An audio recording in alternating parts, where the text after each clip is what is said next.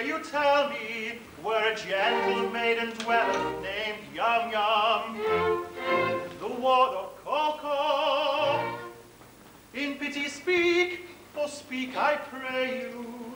Why, who are you who ask this question?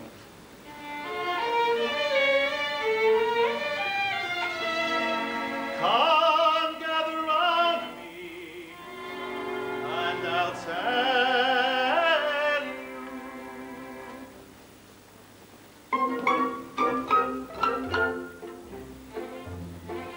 A wandering minstrel I, a thing of shreds and patches, of ballads, songs, and snatches, and dreamy lullaby.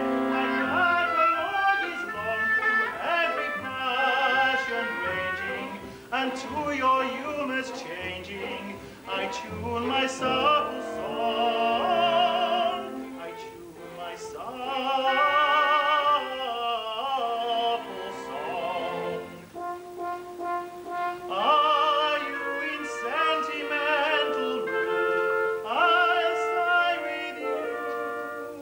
Oh, sorrow. On maiden's coldness do you brood, I'll do so too. Oh, sorrow, sorrow.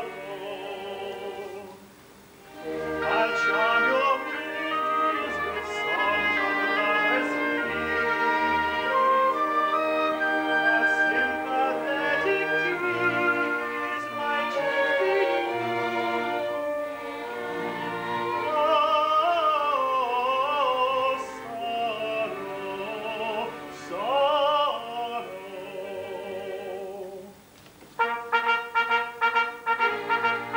But if patriotic sentiment is wanted, I've patriotic ballads cut and dried. For when other country's banner may be planted, all other local banners I divide. Our warriors in serried ranks assemble, not afraid, for they can see that if they do, and unprudent peace and pride if nations tremble, for the mighty troops, the troops of Titipu, shall the peace and pride if nations tremble, and will live along. Sing for the mighty troops, Titipu. And if you call for a song of the sea, we leave the capstan around. With a yo-heave-ho, for the wind is free. Her anchor's a trip and her helm's a lee. Hurrah for the homeward bound. Yo-ho-heave-ho, hurrah for the homeward bound. To lay aloft in a howling breeze may tickle a landsman's taste. For the happiest star a sailor sees is when he's down at an inland town with his Nancy on his knees. Yo-ho! And his arm around her waist. And round the capstan off we go, and the billows swim us round. With the yo-heave-ho, hurrah, hurrah for the homeward bound. With the yo-heave-ho, and a rock-we-ho, yo-ho,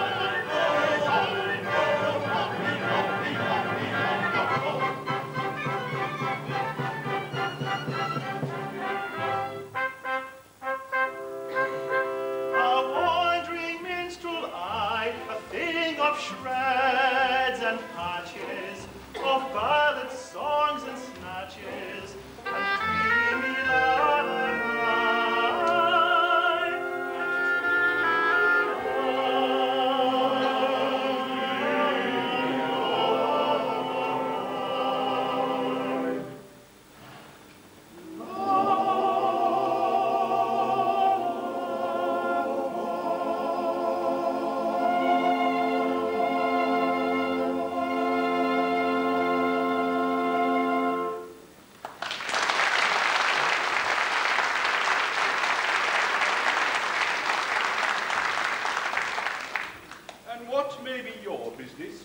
Yum Yum?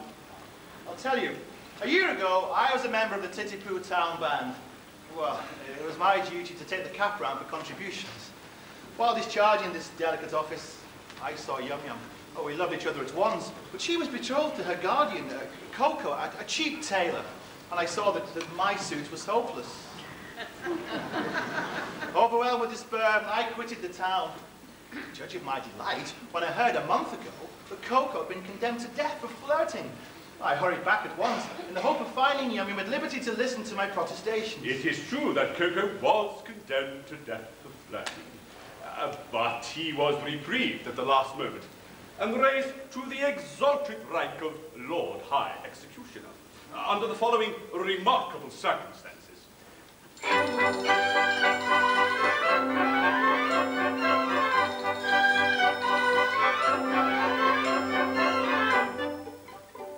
A great Mikado, virtuous man, when he to rule on land began, resolved to try a plan whereby young men might best be steadied.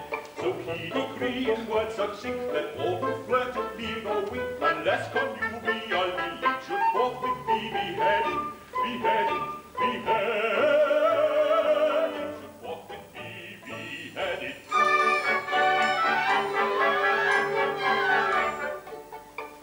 And I expect you all agree that he was right to so decree.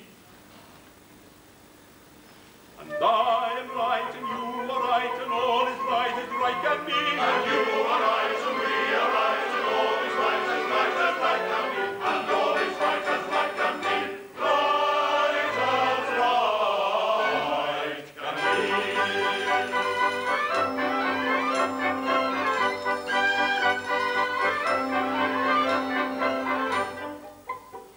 This stern decree you'll understand caused great dismay throughout the land, for young and old and shy and bold were equally affected.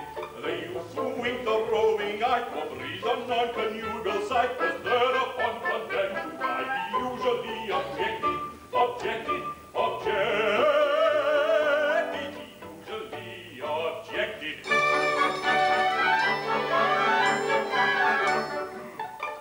And you'll allow, as I expect, that he was right to so object. And I am right, and you are right, and everything is quite correct. And you are right, and we are right, and everything is quite correct. And everything is quite correct. All is quite correct.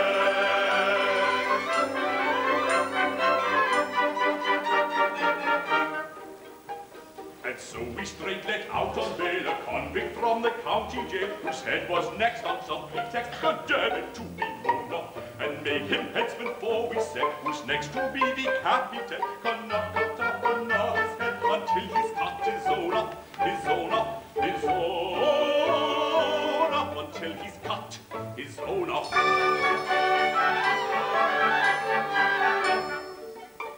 And we are right, I think you'll say, to argue in this kind of way. And I am right, and you are right, and all is right to rule our name. And you are right, and we are right, and all is right to rule our name. And you are right, and we are right, and all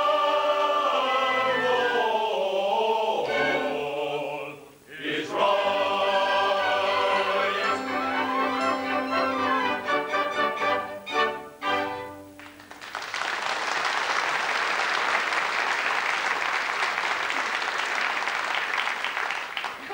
The cheap tailor, Lord High Executioner of Titipu. That's the highest rank a citizen can attain. It is. Our logical Mikado, seeing no moral difference between the dignified judge who condemns a criminal to die and the industrious mechanic who carries out the sentence, has rolled the two offices into one, and every judge is now his own executioner. Oh, but how good of you, for I see that you are a nobleman of the highest rank, to condescend to tell all this to me, a mere strolling minstrel. Don't mention it. I am, in a point of fact, a particularly haughty and exclusive person of a pre-Adamite ancestral descent. You will understand this when I tell you that I can trace my ancestry back to a protoplasmal primordial atomic globule. Consequently, my family pride is something inconceivable. I can't help it. I was born sneering. But I struggle hard to overcome this defect. I mortify my pride continually, when all the great officers of state resigned in a body because they were too proud to serve under an ex-tailor, did I not unhesitatingly accept all their posts at once and the salaries attached to them? You did. It is consequently my degrading duty to serve this upstart as First Lord of the Treasury, Lord Chief Justice, Commander-in-Chief, Lord High Admiral, Master of the Buckhounds, Groom of the Backstairs, Archbishop of Titipu, and Lord Mayor, both acting and elect, all rolled into one, and at a salary. A Pooh-Bah paid for his services, I, a salaried minion. But I do it. It revolts me, but I do it. And it does you credit. Oh, but I don't stop with that. I go and dine with middle-class people on reasonable terms. I dance at cheap suburban parties for a moderate fee. I accept refreshment at any hands, however lowly. I also retail state secrets at a very low figure. For instance, any further information about Yum Yum would come under the head of a state secret.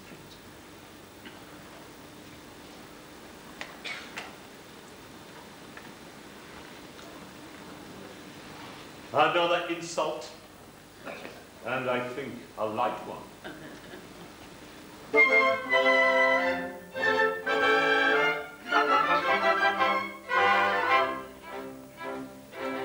Younger men despair, likewise go to Yum Yum the fair. You must not do, it will not do. I'm sorry for you, you very imperfect ablutioner.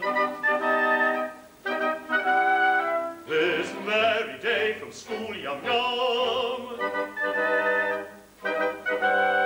will wend her way and homeward come with a beat of drum and a rum-tum-tum to wed the Lord High Executioner.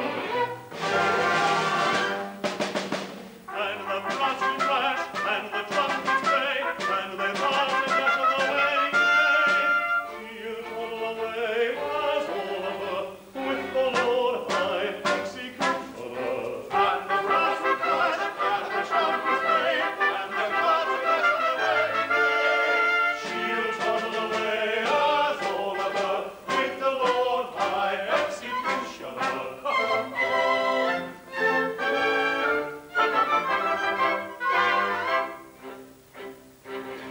It's a hopeless case, as you may see, and in your place away I'd flee. But don't blame me, I'm sorry to be of your pleasure a diminutioner.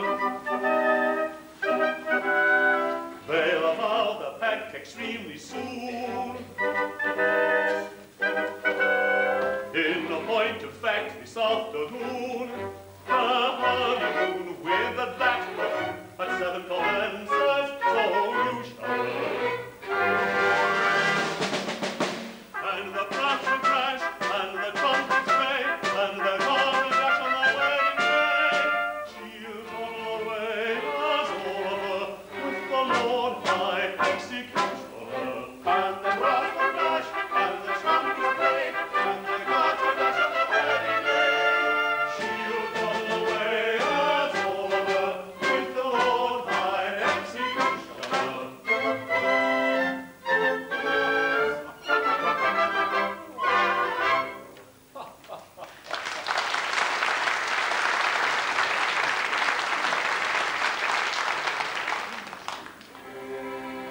And have I journeyed for a month, or nearly, to learn that Yum Yum, whom I love so dearly, this day to Coco is to be united.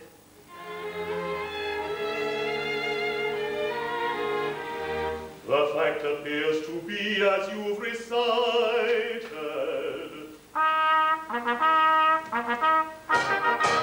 But he comes, equipped as suits his station. He'll give you any further information.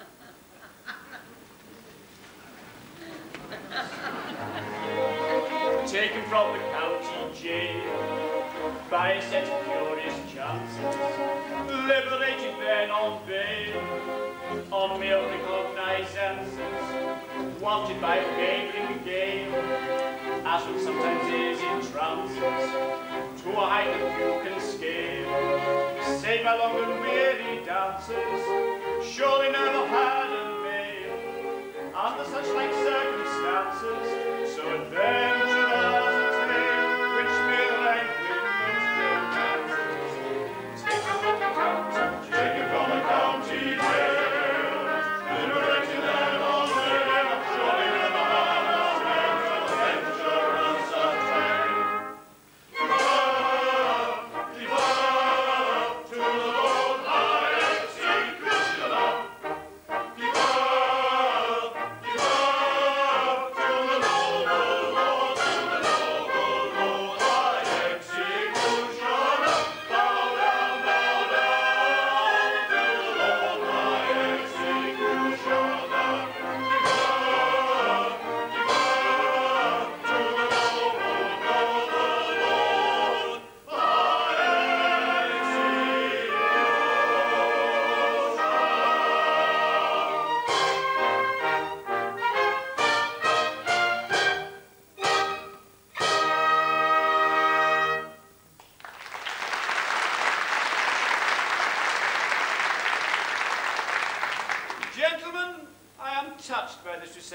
I can only trust that by strict attention to duty, I shall ensure a continuance of those favours which it will ever be my study to deserve.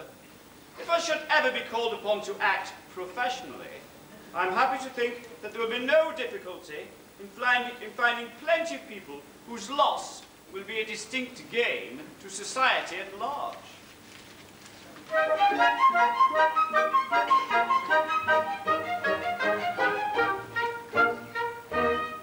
As someday it may happen that a victim must be found, I've got a little list of society offenders who might well be underground and who never would be missed, There's the spin doctors from left or right who think they know it all, whose comments will one day cause envy coffins then to fall, and referees' assistants who will miss the forward pass, and referees themselves who make decisions oh so crass. All people who on falling out a friendship and resist, then none of them be missed, He's got them on the list, he's got them on the list, and they none of them be missed, they none of them be missed. There's the karaoke singers who think they own the place, I've got them on the list, and people who eat garlic and then puff it in your face, they never would be missed, Then the idiot who praises with enthusiastic tone all centuries but this and every country but his own. Prime ministers from number 10 who think they're presidents. If they'd listen to the people more, that would be common sense. And that singular anomaly, the banged-up novelist, I don't think he'd be missed. I'm sure he'd not be missed. He's got him on the list, he's got him on the list, and I'm sure he'll be missed, I'm sure he'll not be missed.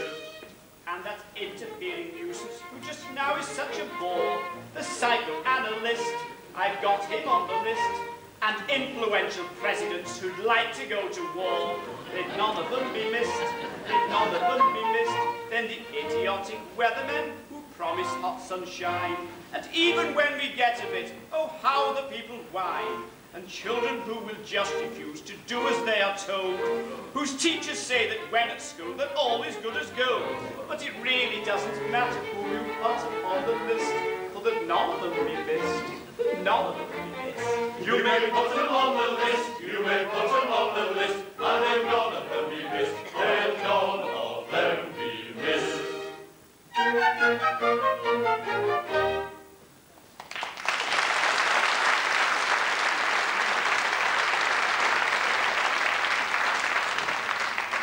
Gentlemen, I expect my 3 beautiful walls, Yum Yum, Peekaboo and Pretty Singer, in a few minutes.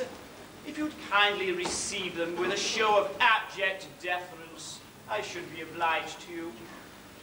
I know how difficult it must be for noblemen of your rank to have to humble yourself before a person of my antecedents.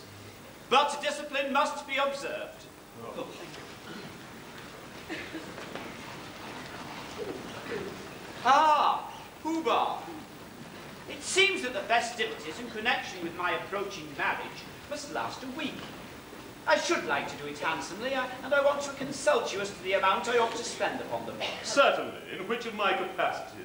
As First Lord of the Treasury, Lord Chamberlain, Attorney General, Chancellor of the Exchequer, Privy Purse, or Private Secretary? Suppose we say as private secretary. Speaking as your private secretary, I should say that, as the town will have to pay for it, don't stint yourself, do it well. Exactly. As the town will have to pay for it. That is your advice. As the private secretary. Of course, you will understand that, as Chancellor of the Exchequer, I am bound to see that due economy is observed. But you said just now, don't stint yourself, do it well. As the private secretary. Now you say that due economy must be observed. As the Chancellor of the Exchequer. I see. Well, come over here where the Chancellor can't hear us. Now, as my solicitor, how do you advise me to deal with this difficulty? Oh, as your solicitor, I should have no hesitation in saying, chance it. Thank you, I will. If it were not that, as Lord Chief Justice, I am bound to see that the law isn't violated. Come over here where the Chief Justice can't hear us. Now, as First Lord of the Treasury.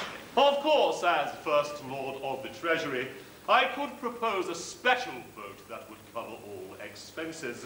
If it were not that, as leader of the opposition, it would be my duty to resist it tooth and nail.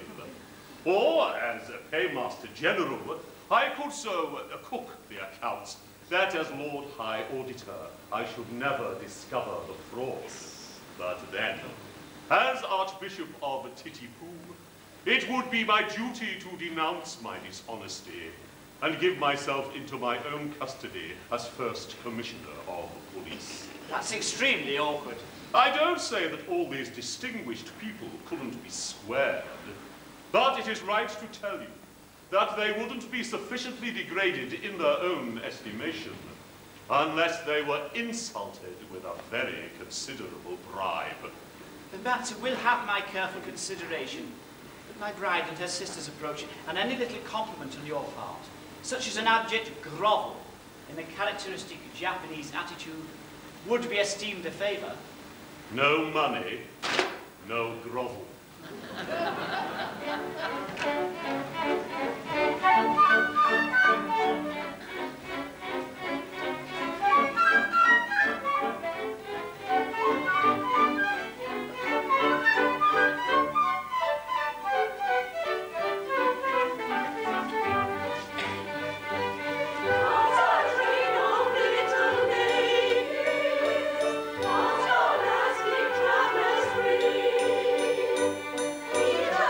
Little bit of rain.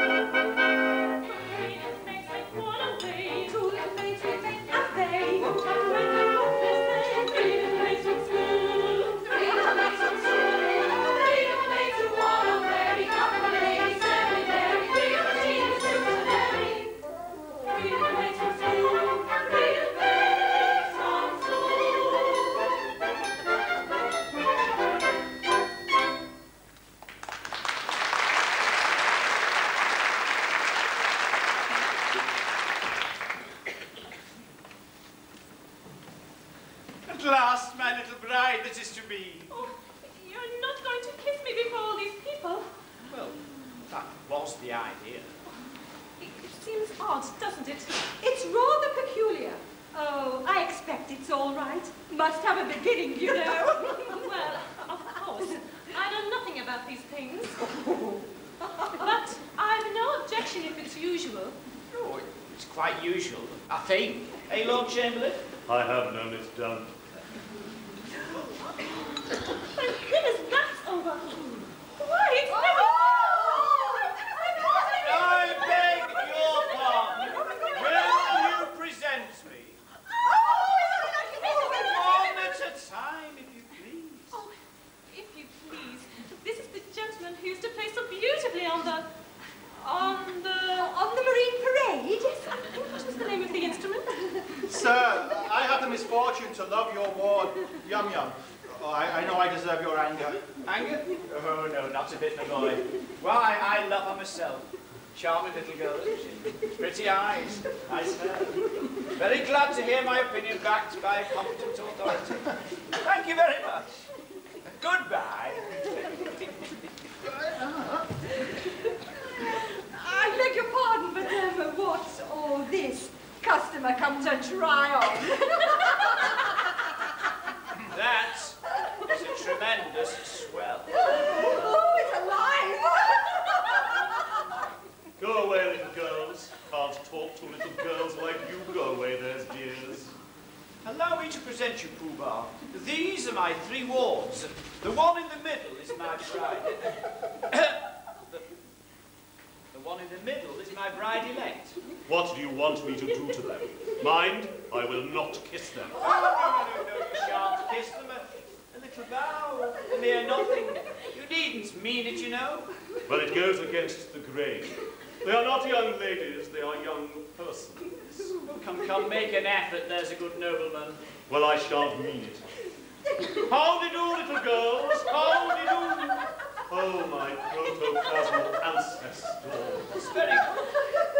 I see nothing to laugh at. It is very painful for me to have to say, how-de-do, little girls, how-de-do, to young persons. I am not in the habit of saying how-de-do to anybody under the rank of a stockbroker. Don't laugh at him. He can't help it. It's under treatment. Never mind then. They don't understand the delicacy of your position. We know how delicate it is, don't we? I should think we do. How a nobleman of your importance can do it at all is something I never can, never shall understand.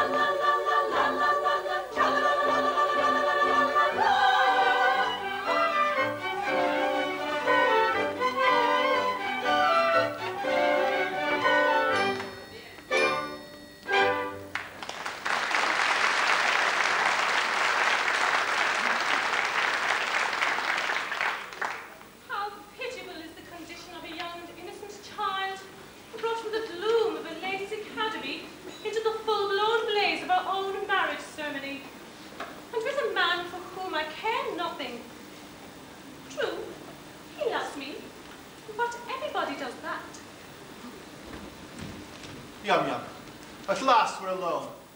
I have sought you night and day for 3 weeks in the belief that your guardian was beheaded. And I find that you're about to be married to him today. Alas, yes. You do not love him? Alas, no. Why do you not refuse him? What good would that do? He's my guardian, and he wouldn't let me marry you. I would wait until you were of age. You forget that in Japan, girls do not arrive at years of discretion until they are 50. True. From 17 to 49 are considered years of indiscretion. Besides, a wandering minstrel who plays a wind instrument outside tea houses is hardly the fitting husband for the ward of the Lord High Executioner. Shall I tell her? She'll not betray me. What if it should prove that, after all, I am no musician? There, I was certain of it directly I heard you play. What if it should prove that I am no other than the only son of His Majesty the Mikado? The son of the Mikado? But why is your Highness disguised? And what has your Highness done? And will he promise never to do it again? Some years ago, I had the misfortune to captivate Katisha, an elderly lady of my father's court. She misconstrued my customary affability into expressions of affection and claimed me in marriage under my father's law. My father, the Lucius Junius Brutus of his race, ordered me to marry her within a week, or perish ignominious on the scaffold. Well, that night I fled his court, and assuming the disguise of a second trombone, I joined the band in which you found me when I had the happiness of seeing you. If you please, I think your Highness had better not come too near. The laws against flirting are excessively severe. We're quite alone and nobody can see us. Still, that don't make it right. To flirt is capital. It is capital. And we must obey the law. Oh, deuce take the law. I wish it would, but it won't. If it were not for the law, how happy we might be. Happy indeed. If it were not for the law, we should now be standing side by side, like that. Instead of being obliged to stand half a mile off, like that. We should be gazing into each other's eyes, like that. Breathing sighs of unutterable love. Like that. With our arms around each other's waists, like that. If it wasn't for the law. If it wasn't. As it is, of course, we couldn't do anything of the kind. Oh, not for worlds. Being engaged to Coco, you know. Being engaged to Coco.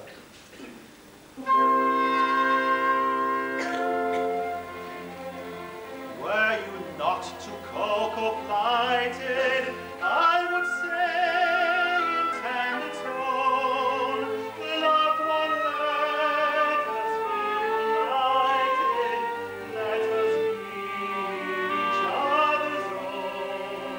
I would merge all rank and station, worldly spheres are naught to us, and to mark my admiration, I would kiss you fondly thus. I would kiss you fondly thus. But if I'm engaged to Coco, to embrace you, love and Coco, which distinctly made a joke, but we never shall get Coco. Toko. So in spite of all temptation, such a theme I'll not discuss, and on no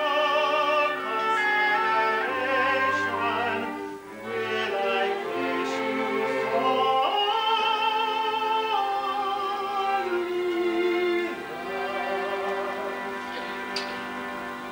Will I kiss you fondly thus? Let me make it clear to you, this is what I'll ever do. This, oh this, oh this, oh this. This is what I'll never, never do. This, oh this, oh this, oh this. This is what I'll never do. I'll never do. Oh this, this.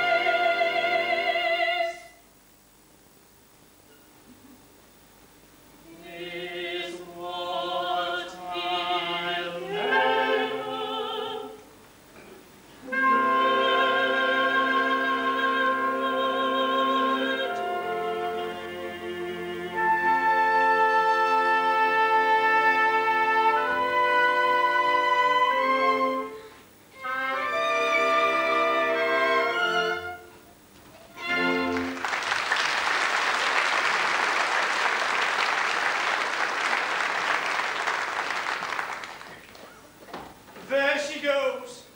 think how entirely my future happiness is wrapped up in that little parcel.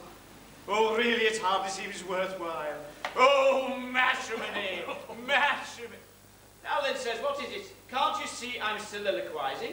You've interrupted an apostrophe, sir. I am the bearer of a letter from His Majesty, the Mikado. That's from the Mikado. What in the world can he have to say to me? Ah, here it is at last. I thought it would come sooner or later.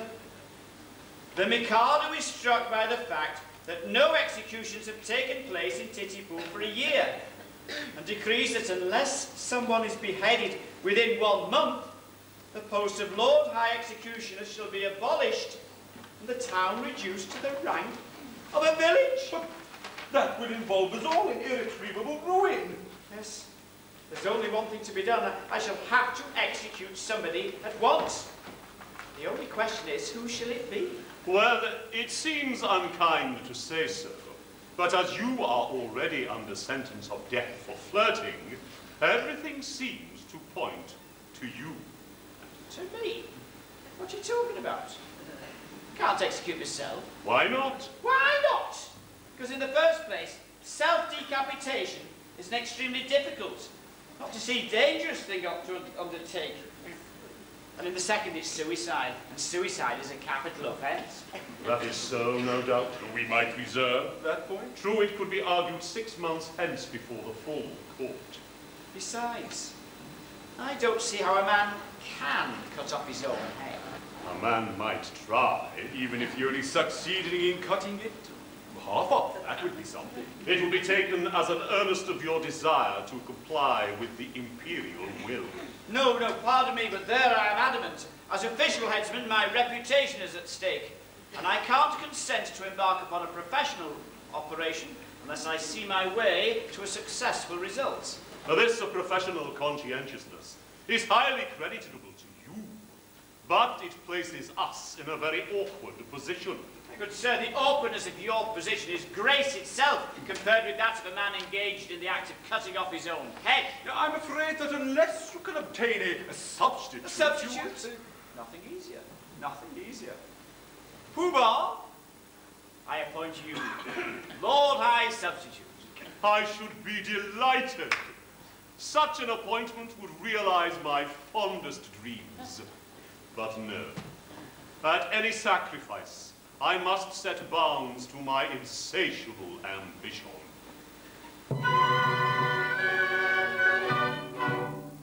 I am so proud, if I allowed my family pride to be my guide, I'd volunteer to quit this sphere instead of you in a minute or two. But family pride must be denied and set aside and mortified and mortified. My brainy teams with endless schemes for good and new for Titipu, but if I split the benefit that I diffuse, the town would root. Now every man to aid his clan should plot a plan as best he can. I heard one day a gentleman say that criminals who are cut in two can hardly feel the fatal steel, and so are slain without much pain. If this is true, it's jolly for you, your card it's true to be as a Jew. I am so proud. My brainy teams, my family pride is who are cut in my faith is a slave without fear. Instead of you, just as a Jew. And so, although I'm ready to go, yet recollect with disrespect if I neglect to thus infect the same direct. So I object. And so, although I'm ready to grow, and greatly pine to brightly shine, and take the line of a hero's fight with greed condign, I must decline. And go and show for friend and foe how much you dare, and fight the word. It's sure affair, yet I declare I take your share, for I don't much care. I So I object. your share, but I must.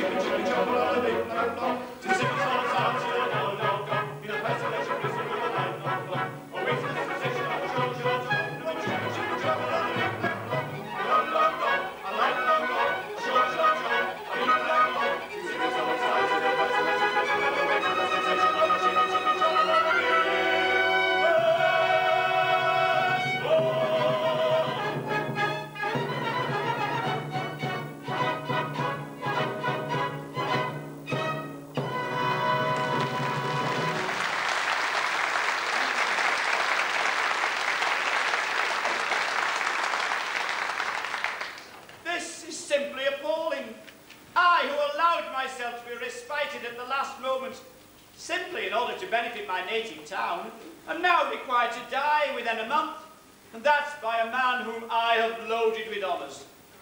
Is this public gratitude? Is this public Oh, go away, sir! How dare you? Am I never to be permitted to soliloquize? Oh, go on, don't mind me. What you going to do with that robe? I'm about to terminate an unendurable existence. Terminate your existence? Nonsense. What for? Because you are going to marry the girl I adore. Nonsense, sir. I won't permit it. I'm a humane man, and if you attempt anything of the kind, I shall order your instant arrest. Come, sir, desist at once, or I summon my guard. That's absurd. If you attempt to raise an alarm, I instantly perform the happy dispatch with this dagger. No, this is horrible. Why, you cold-blooded scoundrel. Are you aware that in taking your life you're committing a crime, which is...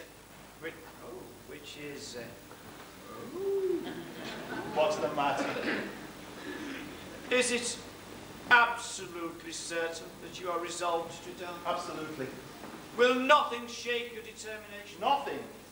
Threats, entreaties, prayers, all useless. All. My mind is made up.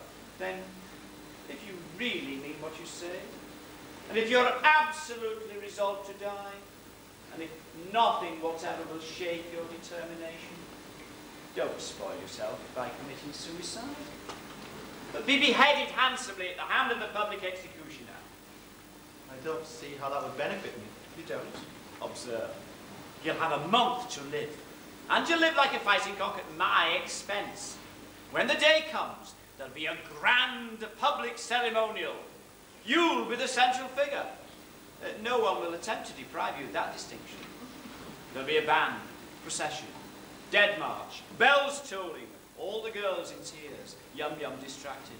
Then when it's all over, general rejoicing and a display of fireworks in the evening. Oh, you won't see them. But they'll be there all the same. Do you really think Yummy will be distracted at my death? I'm convinced of it, bless you much. She's the most tender-hearted little creature alive. I should be sorry to cause her pain. Perhaps, after all, if I were to withdraw from Japan and travel in Europe for a couple of years, I might contrive to forget her. Oh, I don't think you could forget Yum-Yum quite so easily. And after all, what is more miserable than a love-blighted life? True. Life without Yum-Yum, why, it seems absurd. Yet, there are a good many people in the world who have to endure it. Poor devils, yes. You're quite right not to be of their number. I won't be of their number. Noble fellow. I tell you how we'll manage it. Let me marry Yum-Yum, and in a month you may behead me. Oh, no, I draw the line at Yum-Yum. Very well. If you can draw the line, then so can I. Oh, stop, wait a minute, this one moment. Be reasonable. How can I consent to your marrying Yum-Yum if I'm going to marry her myself? My good sir, she'll be a widow in a month. You can marry her then. Yes, I quite see that, but my position during the next month would be most unpleasant. Most unpleasant. Not half so unpleasant as my position at the end of it. Oh, well, yes, I agree. After all, it's only putting off my wedding for a month. But you won't prejudice her against me, will you? You see, I've educated her to be my wife.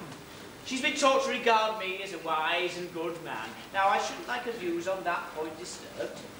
Trust me, she shall never learn the truth from me.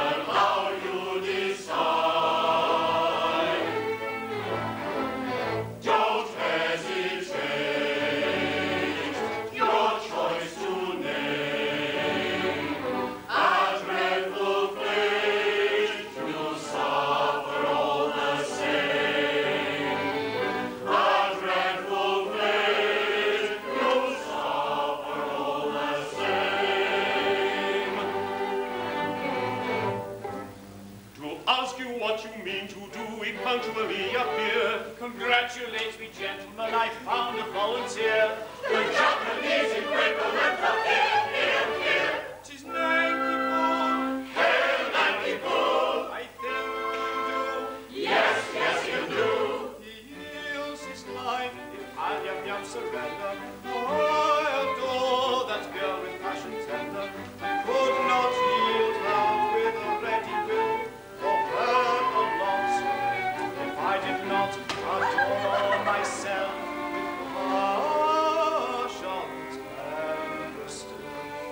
with passion tenderer still.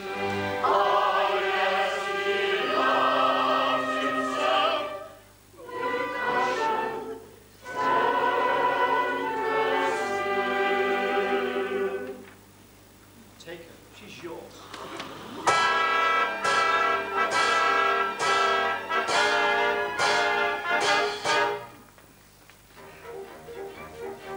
The threatened cloud has passed our way. What's till the night may come too soon? Then let the Lord the joy at once with laughing song and merry dance. Then let the throng of joy at once with laughing song and merry dance. With laughing song and merry dance. With laughing song. With joyous shout and ring and sing. Inaugurate and ring and ring. Joyous shout and ring and sing. Inaugurate and ring and ring. Joyous shout and ring and sing. Inaugurate and ring and ring. A day of recovery for here. Life's eventide comes much too soon.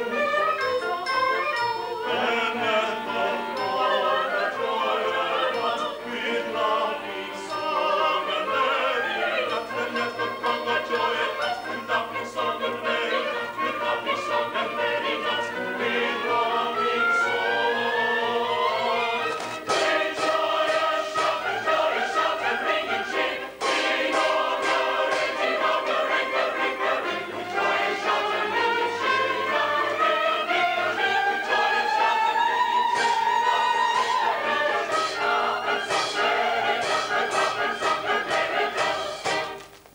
As in a month you've got to die, Coco tells us to. 'Twere empty compliment to cry long life to Nanki-Poo. But as 1 month you have to live as fellow citizen, this toast with 3 times 3 we'll give. Long life,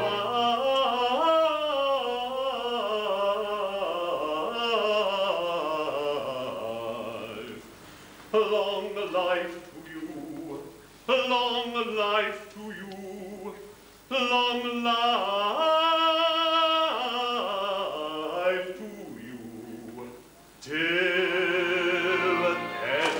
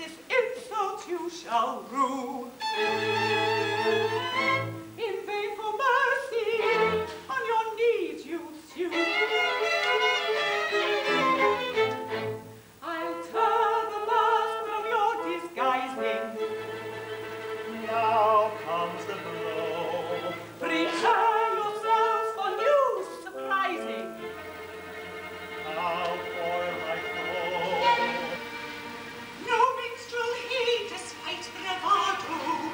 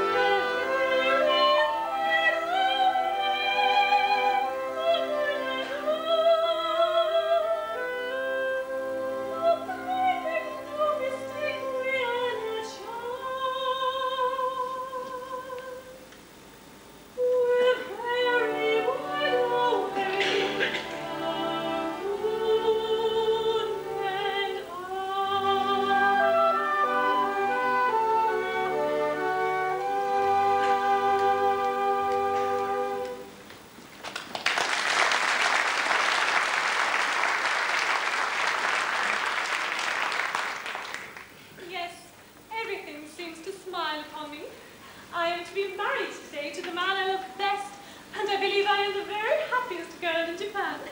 Happy indeed, for she is indeed to be envied, who has attained happiness in all but perfection. In all but perfection? Well, dear, it can't be denied that the fact that your husband is to be beheaded in a month is in its way a drawback. It does seem to take the top of it, you know. Oh, I don't know about that. It all depends. At least he will find it a drawback. Not necessarily. Bless you. It all depends. Oh, I think it very indelicate of you to refer to such a subject on such a day. If my married happiness is to be Cut short? well, can't you let me forget it? Yum Yum in tears, and on her wedding morn. Oh, they've been reminding me that in a month you are to be beheaded. Yes, we've been reminding her that you're to be beheaded. It's true, you know. You are to be beheaded. How some bridegrooms would be depressed by this sort of thing. A month? Well, what's a month? These divisions of time are purely arbitrary. Who says 24 hours make a day? There's a popular impression to that effect. So we'll deface it. We'll call each second a minute, each minute an hour, each hour a day, and each day a year. Now, at that rate, we've about 30 years of married happiness before us. And at that rate, this interview has already lasted for 4 hours and 3/4. Yes, how time flies when one is thoroughly enjoying oneself. That's the way to look at it. Don't let's be downhearted. There's a silver lining to every cloud. Certainly. Let's be perfectly happy. By all means, let's thoroughly enjoy ourselves. Yes, it's absurd to cry. Quite ridiculous.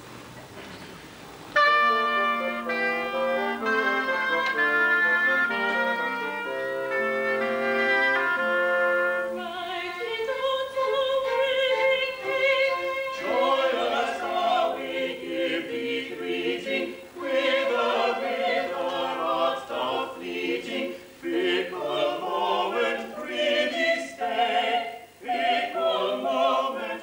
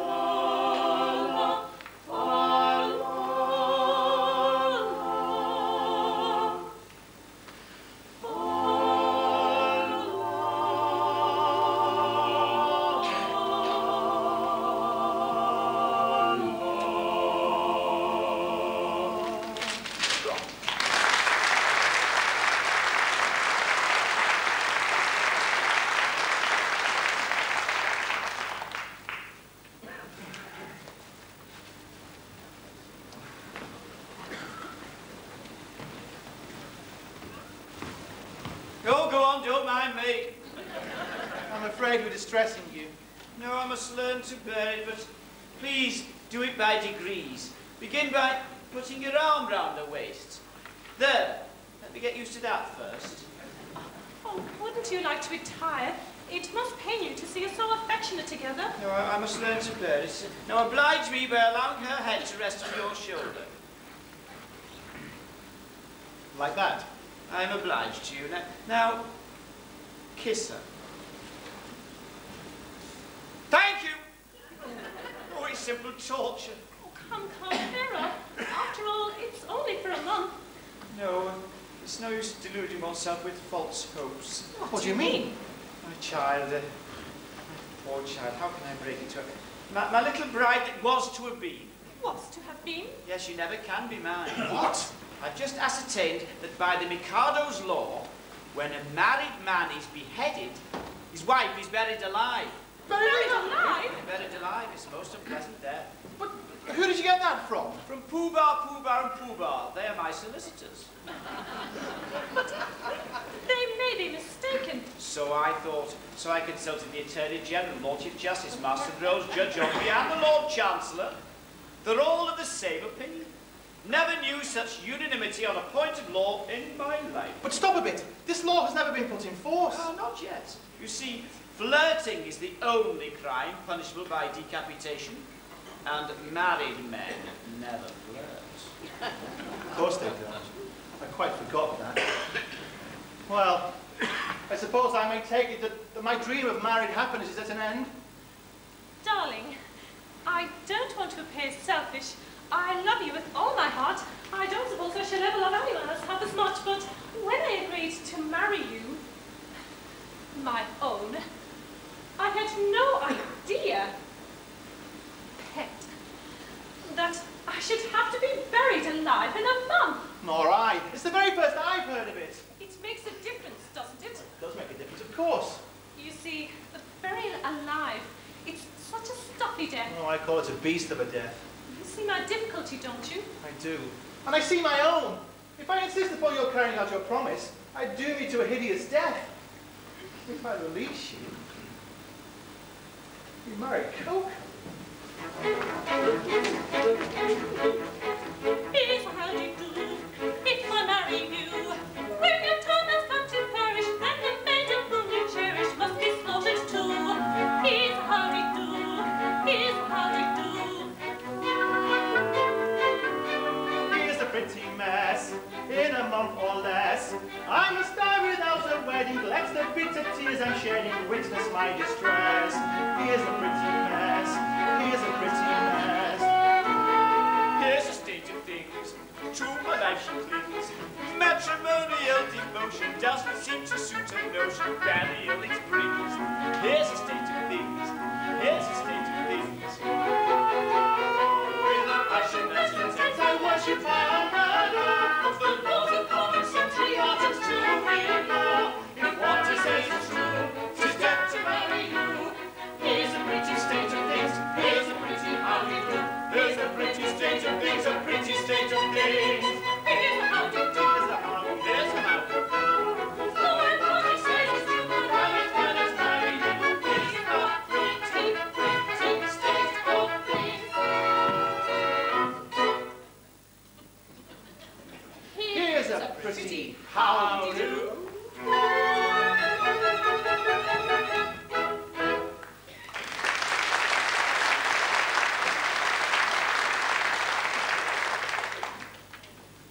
My poor fellow. I'm really very sorry for you. Thanks, old chap. I'm sure you are. You see, I'm quite helpless. Yes, I quite see that. I can't conceive anything more distressing than to have one's marriage broken off at the last moment. But you shan't be deprived of a wedding. You shall come to mine. That's awfully kind of you, but that's impossible. Why so? Today, I die. What do you mean? I can't live without Yum Yum. This afternoon, I perform the Happy Dispatch. No, pardon me. You can't do that. Why not? Why, hang it all, you're under contract to die at the hand of the public executioner in a month's time. If you kill yourself, what's to become of me? Why? I shall have to be executed in your place. It certainly seems so. Oh, Now then, Lord Mayor, what is it? The Mikado and his suite are approaching the town and will be here in 10 minutes. The Mikado? He's coming to see whether his orders have been carried out. Now look here, you know, this is getting serious. A bargain's a bargain, and you really mustn't frustrate the ends of justice by committing suicide. As a man of honour and a gentleman, you're bound to die ignominiously by the hand of the public executioner. Very well then, behead me. What? Now? Certainly, at once. Chop it off, Coco, chop it off. My good sir, I don't go about prepared to execute gentlemen at a moment's notice. Why, I never even killed a blue bottle. Still, as Lord High Executioner. Good sir, as Lord High Executioner, I've got to beheading in a month. I don't know how it's done. I'm going to take lessons.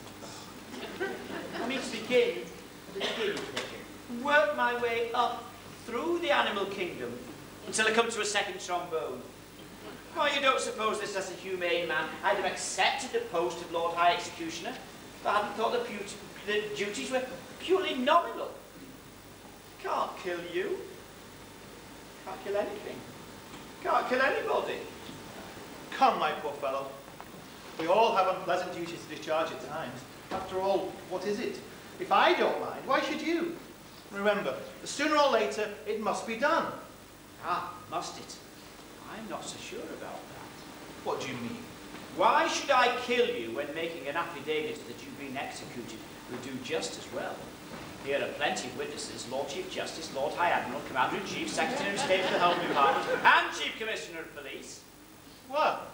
There. They'll all swear to it, won't you? Am I to understand that all of us high officers of state are required to perjure ourselves to secure your safety? Why not? You'll be grossly insulted as usual. Will the insult be cash down or at a date? It'll be a ready money transaction. Well, it will be a useful discipline. Very good. Choose your fiction and I'll endorse it. Family pride. How do you like that, my buck? But I tell you that life without Yum Yum... Oh, Yum Yum Yum, oh, bother Yum Yum. Here, Commissioner. Go and fetch Yum Yum. Now listen, take Yum Yum and marry Yum Yum. Only go away and never come back again. Ah, here she comes. Yum Yum, are you particularly busy? Not particularly. Have you 5 minutes to spare? Yes. Then go along with His Grace the Archbishop of Titipu, and he'll marry you at once. Oh, but if I am to be Now married don't alive... ask any questions, but do as I say, and Nanki-Poo will explain all. One moment. Not for worlds. Here comes the Mikado. No doubt to ascertain whether his orders have been carried out. And if he finds you alive, I shall have the greatest difficulty in persuading him that I've beheaded you. Posting that really comes.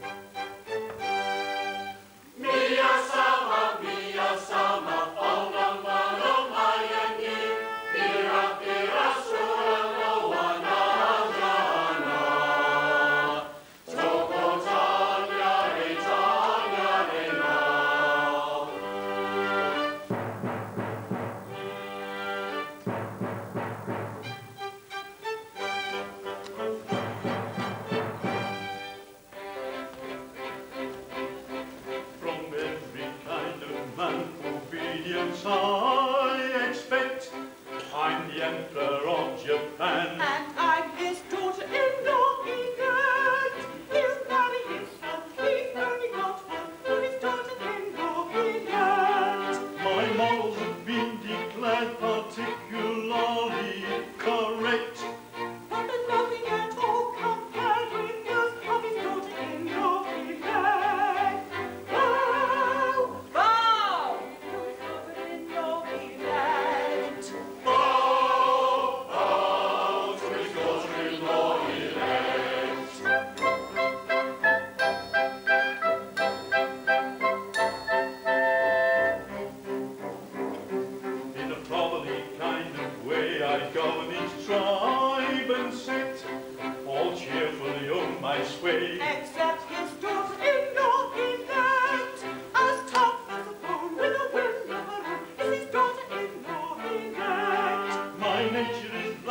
might find freedom from all defect.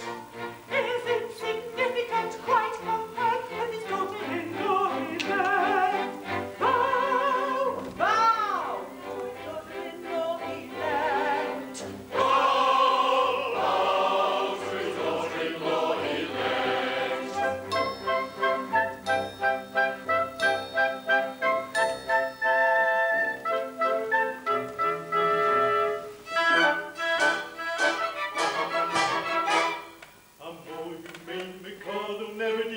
Japan exist. To nobody's second, I'm certainly reckoned a true philanthropist.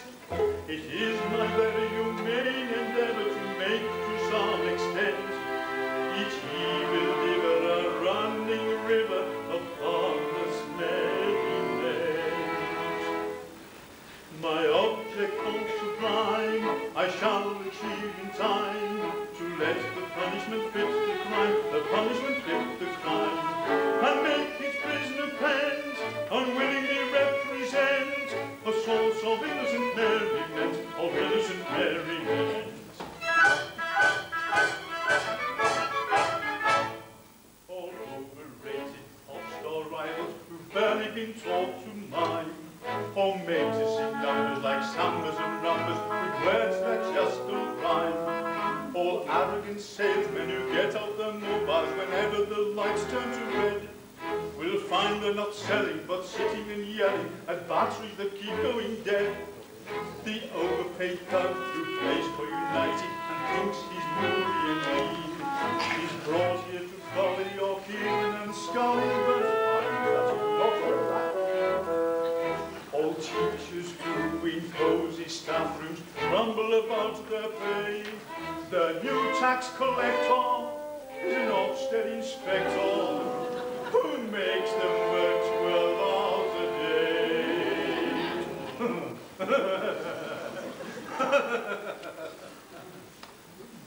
My object on sublime, I shall achieve in time, to let the punishment fit the crime, the punishment fit the crime, and make his prisoner cleanse, unwillingly represent a source of innocent merriment, of innocent merriment.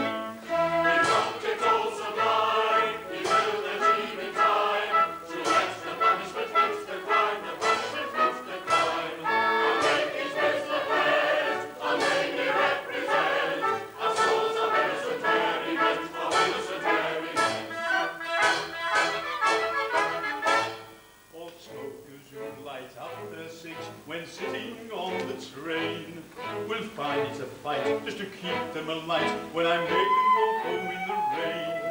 The elderly ladies who count up their pennies whilst holding up post office queues won't find it so funny to get all their money in fives and ones and twos. The Super League ref who spoils the game with awful decisions he's made, I'll force him to dwell in the sin winner's well, till Steve-O comes to his aid. And there he'll ref imaginary matches of Robbie and Henry Hall, to complaints that he's deaf and there's no video ref to tell him who's stolen the ball.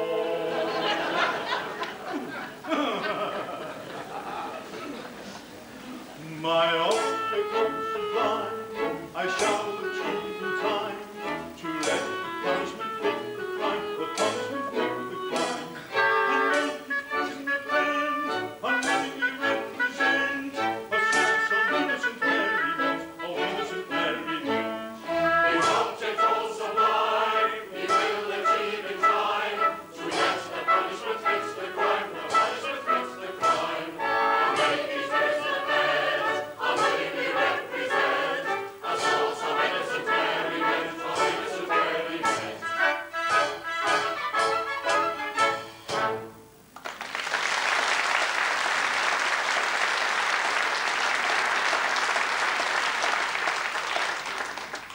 I am honoured in being permitted to welcome your Majesty. I guess the object of your Majesty's visit, your wishes have been attended to. The execution has taken place. Oh, you've had an execution, have you? Yes, The coroner has just handed me his certificate. I am the coroner. And this is the certificate of his death.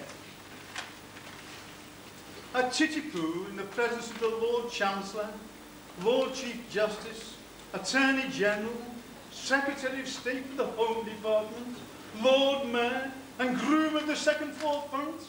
They were all there, Your Majesty. I counted them myself. Very good house. I wish I'd been in time for the performance. Oh, a tough fellow he was, too. A man of gigantic strength.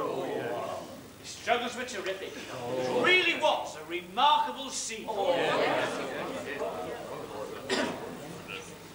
Describe it.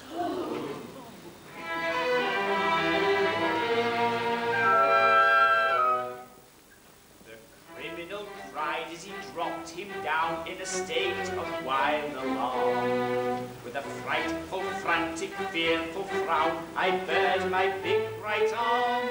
I seized him by his little pigtail, and on his knees and he. As he squirmed and struggled and gurgled and gurgled, I drew my sleeve asleep. My sleeve asleep. Oh, never shall I forget the cry of the shriek that shrieked. As I gnashed my teeth when from each cheek I drew my sleeve asleep.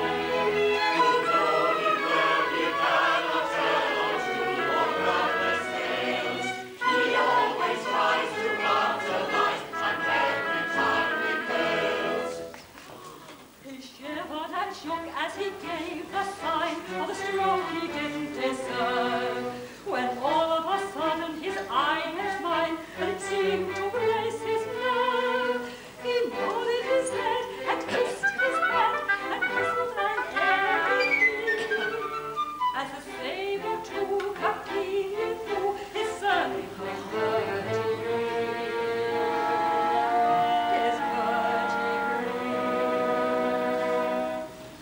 When a man's afraid, a beautiful maid's a cheering sight to see.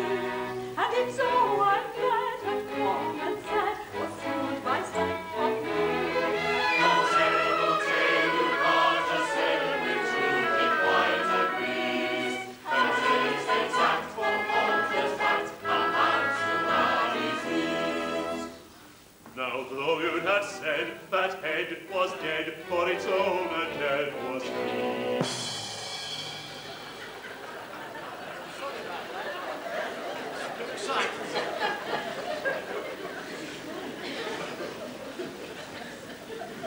It stood on its neck with a smile well bred, and bowed 3 times to me. It was none of your impudent offhand not, but as humble as could be. For it clearly knew the deference due to a man of pedigree.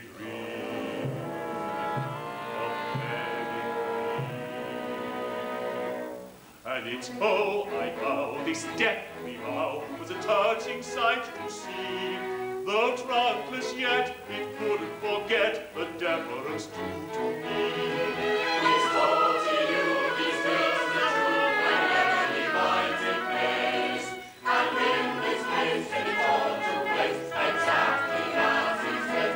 Exactly, exactly, exactly, exactly as he says.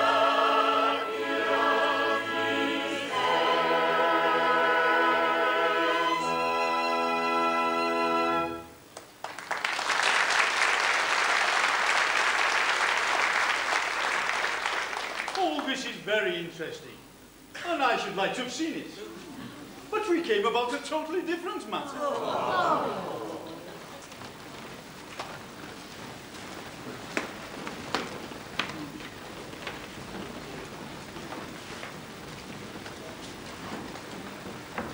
A year ago, my son, the heir to the throne of Japan, bolted from our imperial court. Indeed.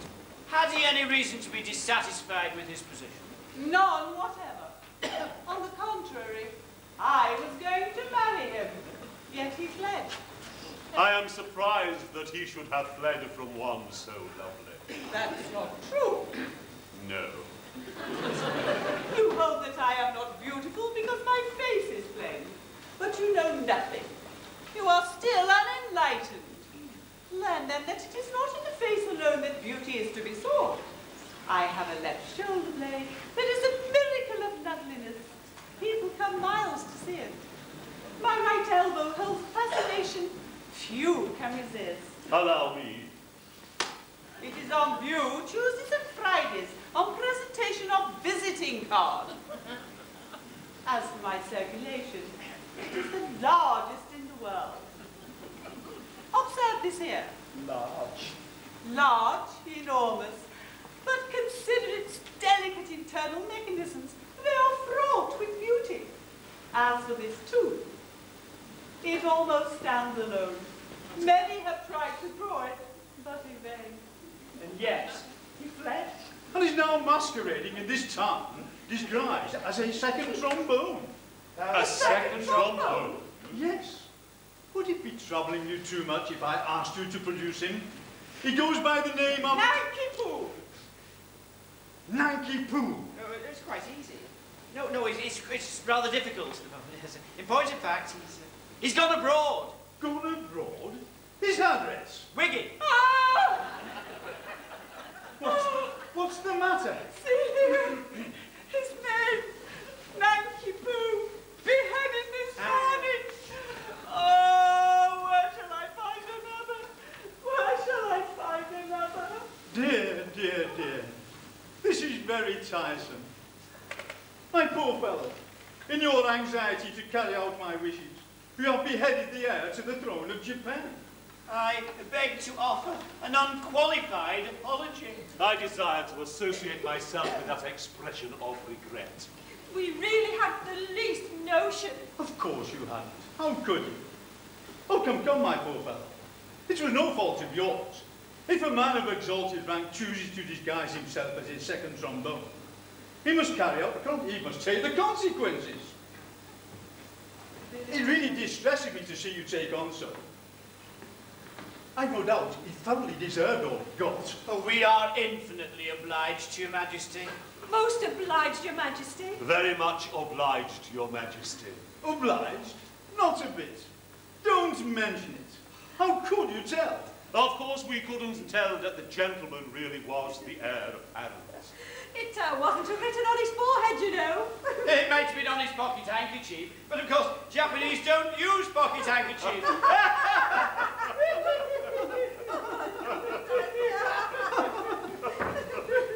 I forget the punishment for compassing the death of the heir apparent.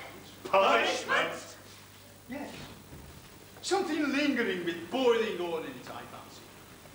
Something of that sort. I think boiling oil occurs in it, but I'm not sure. I know it's something humorous, but lingering with either boiling oil or melted lead. Oh, come. Don't fret. I'm not a bit angry. If your majesty will accept our assurance, we had no idea. Of course. I knew nothing about it. I wasn't there. That's the pathetic part of it. Unfortunately, the fool of an act says, compassing the death of the heir apparent. There's not a word about a mistake. No. Or not knowing. No. Or having no notion. No. Or not being there. No. There should be, of course. Yes. But there isn't. That's the slovenly way in which these acts are always drawn. However, cheer up, it'll be all right. I'll have it altered. Next session.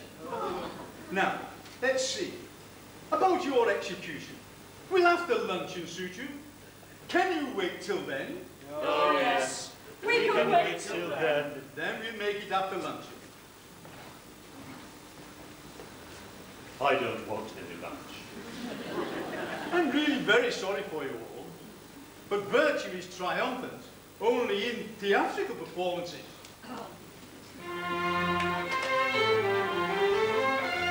See how the fates their gifts are lost, for A is happy, B is not, yet B is worthy, I dare say, of more prosperity than A.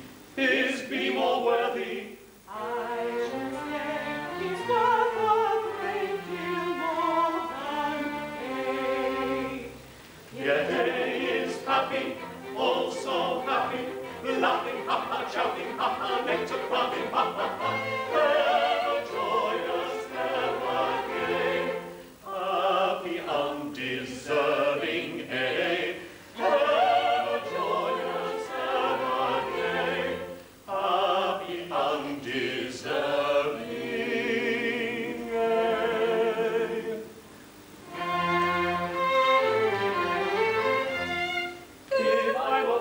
fortune which I am not. B should enjoy A's happy lot, and A should die in misery. That is assuming I am B. But should A perish, that should be, of course, assuming I am B. B should be happy, oh so happy, laughing, ha ha, chappy, ha ha, mental puffing, ha ha ha. But then to die is he, wretched meritorious he. But then to die is he, wretched meritorious he.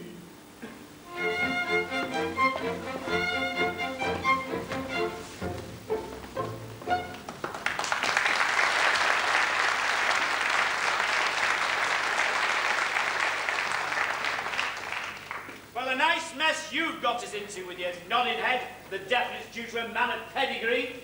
Merely a corroborative detail intended to give artistic verisimilitude to an otherwise bald and unconvincing narrative. Corroborative detail, indeed. Corroborative fiddlestick. And you're just as bad as he is with your cock and bull story about catching his eye and his whistling an air, but that's so like you must put in your oar.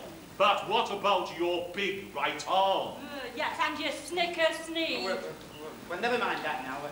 There's only one thing to be done. Nanki-Poo hasn't started yet. He must come to life again at once. Ah, here he comes. Nanki-Poo, I've good news for you. You're reprieved. Oh, but it's too late. I'm a dead man, and I'm off on my honeymoon.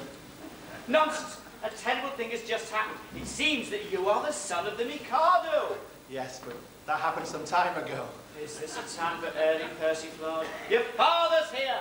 My father? And with Katisha. With Katisha? Yes, he wants you particularly. So does she. Oh, but he's married now. What's that to do with it? Katisha claims me in marriage, but I can't marry her because I'm married already.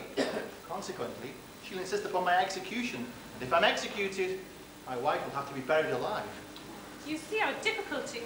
Yes, I don't know what's to be done. There's one chance for you.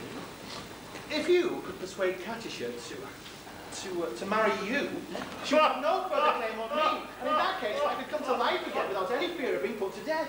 I marry Katisha! I really think it's the only course. But my good girl, have you seen her? She's something appalling. Oh, that's only her face. She has a left elbow that people come from miles around to see. I am told her left heel is much admired by connoisseurs. My good sir, I decline to pin my heart on any lady's right heel. When it comes to this, well, Katisha is single, I prefer to be a disembodied spirit. Now, when Katisha is married, existence would be as welcome as the flowers in spring.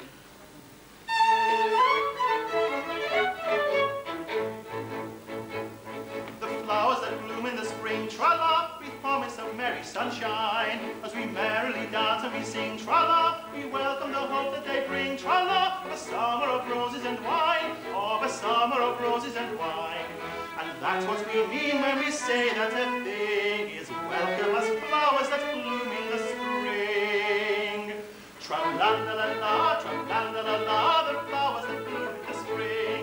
Tra-la-la-la-la, tra-la-la-la-la, tra-la-la-la-la.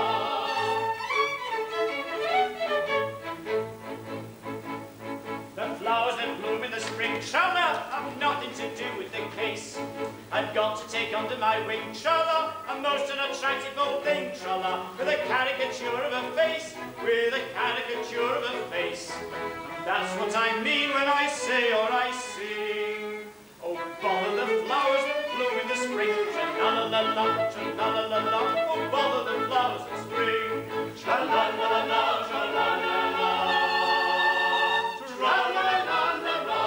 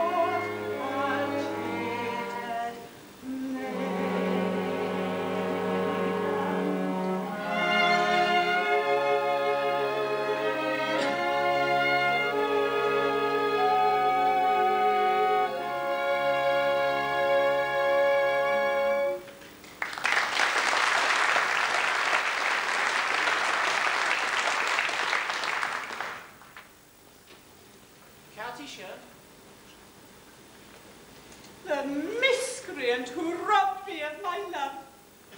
But vengeance pursues. They are heating the cauldron. Katisha, behold a suppliant at your feet. Katisha, mercy. Mercy? Had you mercy on him? See here, you have slain my love. He did not love me, but he would have loved me in time. I am an acquired taste. Only the educated palate can appreciate me. I was educating his palate when he left me. Well, he is dead. And where shall I find another? It takes years to train a man to love me. Am I to go through the weary round again, and at the same time implore mercy for you who robbed me of my prey? I mean my pupil, just as his education was on the point of completion. Oh, where shall I find another? Where shall I find another? Here. What? Katisha, for years I have loved you with a white-hot passion which is slowly but surely consuming my very vitals. Shrink not from me. If there is aught of woman's mercy in your heart, turn not away from a lovesick suppliant whose every fibre thrills at your tiniest touch. True it is that under a poor mask of disgust I have endeavoured to conceal a passion whose fires are boiling the soul within me. But the fire will not be smothered, it defies all attempts at extinction, and declares itself in words that cannot be weighed, that will not be schooled, that should not be too severely criticised, sorry, that should not be too severely criticised, full stop. Katisha, I dare not hope for your love, but I will not live without it. Darling.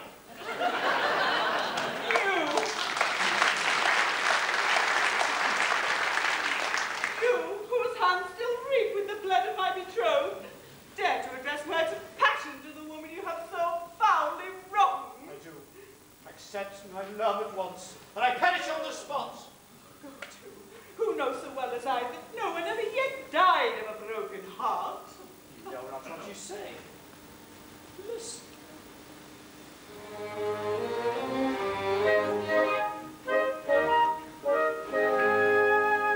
On a tree by a river, a little tomtit said, willow, willow. And I said to him, Dicky bird, why do you sit singing willow, willow, willow? Is it weakness of intellect, birdie right, or a rather tough worm in your little inside, with a shake of his paw little head? Oh, willow, willow, willow.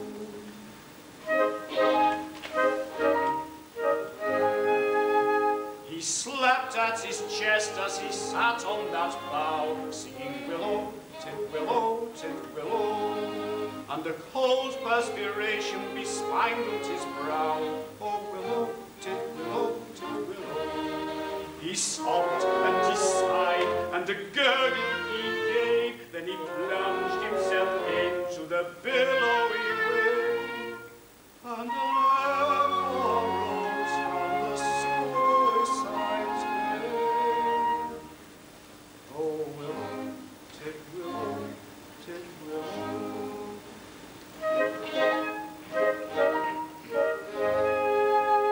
Now I feel just as sure as I'm sure that my name isn't Willow. 'Twas blighted affection that made him exclaim, oh, Willow, Willow.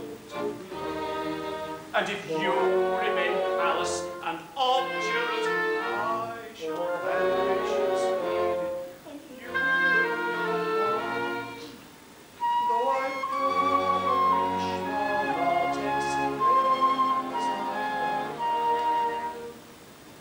Oh,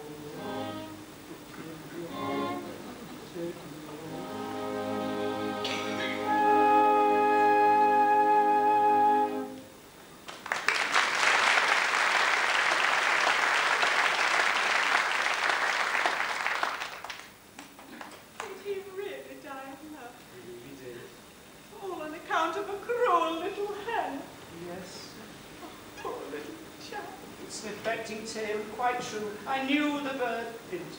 Did you? He must have been very fond of me. His devotion was something extraordinary. Poor little chap. And if I refuse you, will you go and do the same? At once? No, you mustn't. Anything but that. Oh, I'm a silly little fool. and you won't hate me because I'm just a little teeny wee bit bloodthirsty. Lancashire is not beauty, even in bloodthirstiness. Oh, my idea exactly.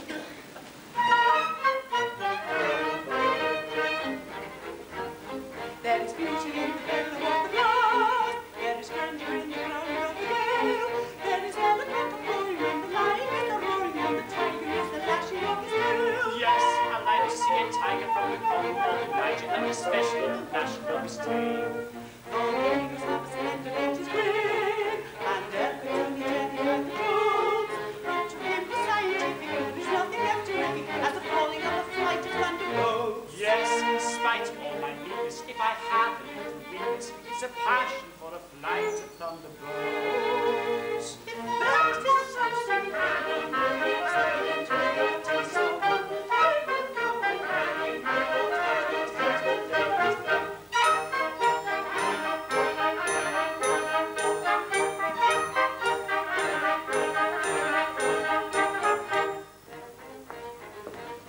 There's beauty in extreme old age.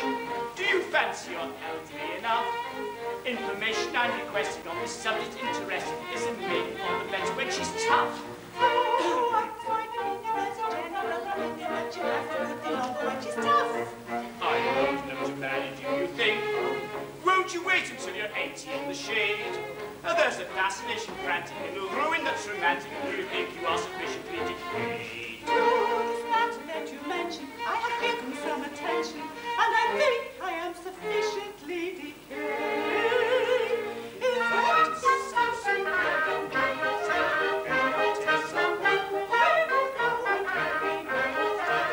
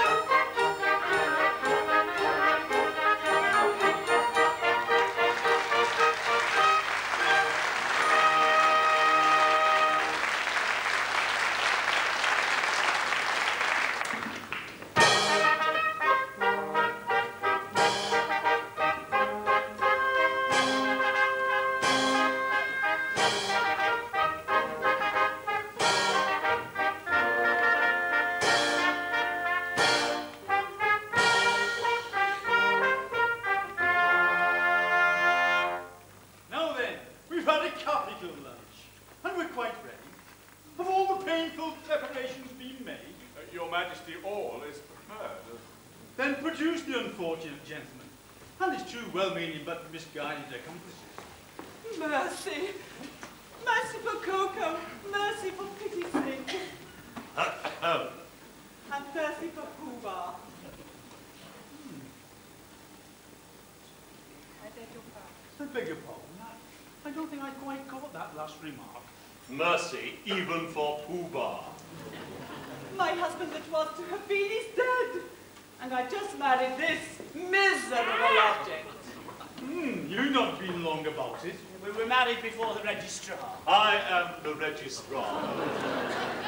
I see.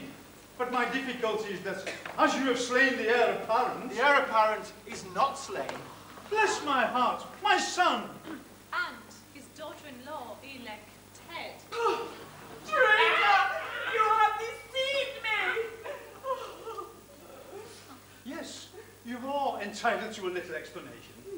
But I think you will give it better whole than in pieces. Your Majesty, it is true that I stated that I'd killed Nanki-Poo. Yes, with most effect in particular. A merely corroborative detail, intended to give artistic verisimilitude to an otherwise... Will you refrain from putting in your oar? Narrative. Your Majesty, it's like this. When Your Majesty says, let a thing be done, it's as good as done, because Your Majesty's will is law. Your Majesty says, kill a gentleman, and that gentleman is told not to be killed. Consequently, that gentleman is as good as dead. Well, practically he is dead, and if he is dead, well, why not say so? I see. Nothing could possibly be more satisfactory.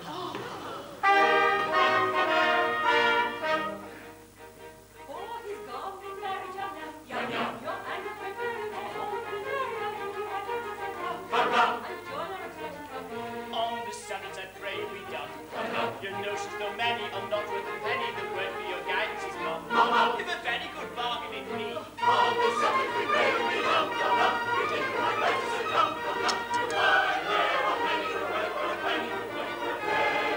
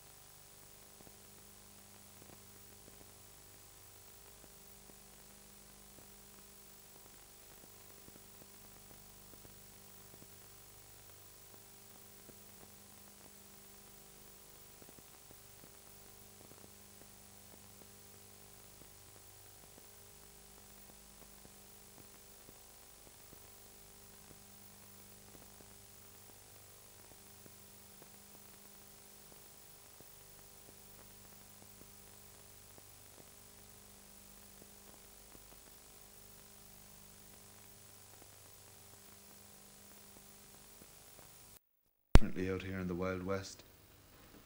Your pockets